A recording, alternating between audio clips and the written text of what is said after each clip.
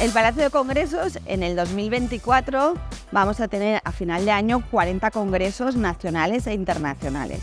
Cabe destacar este año 40.000 asistentes, que es una animalada, nunca habíamos tenido tantos, que va a suponer 100.000 pernoctaciones en la ciudad.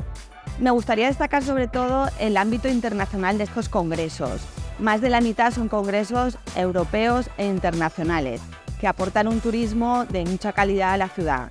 Esperemos que el 2025 sigamos por esta línea y en eso estamos trabajando todos.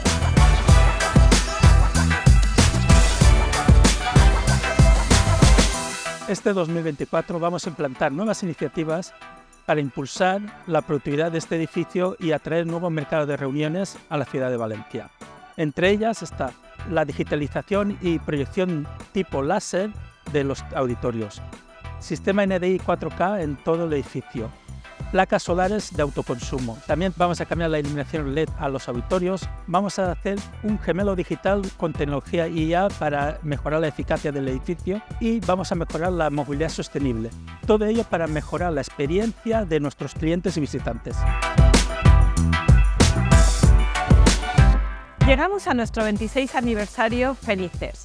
Vamos a seguir invirtiendo en el edificio para que sea más sostenible y digital.